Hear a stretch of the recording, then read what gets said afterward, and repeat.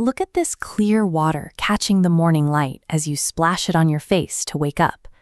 You take a deep breath of fresh air, and you feel the warmth of the sun on your skin. These actions happen every single morning. Because air, water, and sunlight are everywhere all the time, they easily fade into the background. But these three elements are Earth's greatest natural treasures. They are the physical resources that make our existence possible.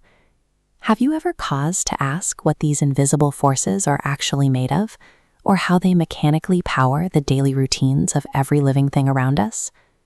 Understanding the mechanics of these three treasures is how we learn to read the manual for our own survival. It shows us exactly how we are kept alive on a spaceship called Earth. This pie chart breaks down the exact chemical composition of the air we breathe. 78% is nitrogen, helping plants grow. Another 21% is oxygen, crucial for our bodies to create energy. Zooming in to the remaining 1%, we find trace gases. Notice this tiny slice representing carbon dioxide. Plants rely entirely on that microscopic fraction to perform photosynthesis, turning carbon dioxide and water into food. Air doesn't just stay in the sky. It mixes directly into our oceans and rivers through a property called solubility. Solubility is the ability of a substance, like a gas, to dissolve into a liquid.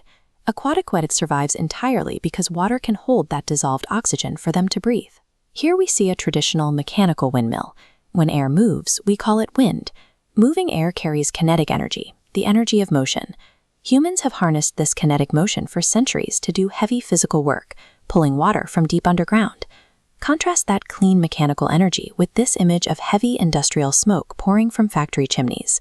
When we burn fossil fuels like coal or oil, we cause a chemical reaction called combustion.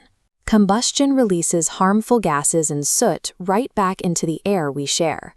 High above us sits the ozone layer, a protective barrier of gas acting like Earth's sunscreen, blocking harmful radiation from space. The pollution we create floats upward and chemically eats away at that exact protective shield. Transitioning to clean energy preserves our breathable fuel and actively maintains the invisible shield keeping our planet safe. Moving from the air to the ground, water covers 71% of the Earth's surface. However, the vast majority of it is salty ocean. Only a microscopic fraction is fresh, drinkable water. This schematic maps out the water cycle, the planetary mechanism that purifies and moves fresh water. Water turns into vapor through evaporation, forms clouds during condensation, and falls back down as precipitation. The entire engine running this continuous loop is the sun, acting as a giant thermal pump. Its heat provides the exact amount of energy needed to evaporate liquid water and lift it into the atmosphere. In this photograph, we see women drawing water from a deep well in a dry landscape. For populations in arid regions, the water cycle delivers little precipitation, making every drop of water incredibly precious. This image shows a traditional bawadi or step well. It is an active human intervention known as rainwater harvesting, the practice of capturing and storing precipitation in deep stone trenches before it can drain away or evaporate. Because fresh water is scarce, communities must actively design their environments to catch and conserve it. We have seen how the sun evaporates our water and helps plants grow our food. It also heats the earth unevenly, which causes the air to move and creates our wind. The sun is the apex energy source for everything. We can harvest this power in several ways. Wind turbines take the kinetic motion of the moving air and spin large magnets inside generators to create electricity.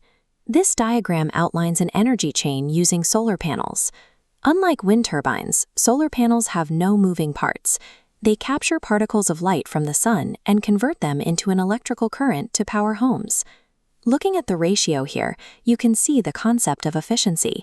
A solar panel cannot convert 100% of the sunlight that hits it into usable power. Some energy is lost as heat, but the electrical output it does provide requires zero fuel and creates zero pollution. Here is a photograph of a woman utilizing a solar cooker to prepare food.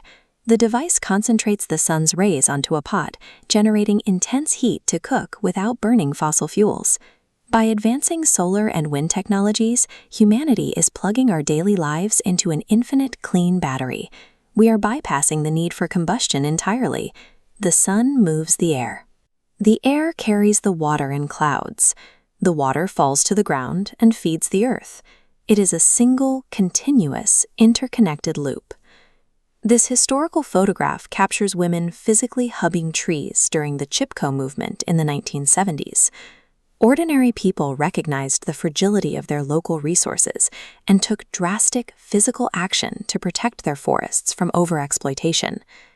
Today, that exact same spirit of protection takes shape in our daily routines. Choosing to walk instead of driving reduces combustion. Fixing a leaky tap keeps water in the local reserves. Every small choice maintains the balance of the whole system. Here, we see a modern community gathering together to plant a new sapling. Active restoration like this helps repair the damage caused by industrialization and pollution. It is a shared effort. You do not sit outside of nature. You are a steward of it. By actively protecting the sun, the air, and the water, you guarantee that Earth's life support system will continue to power your days and the days of generations to come.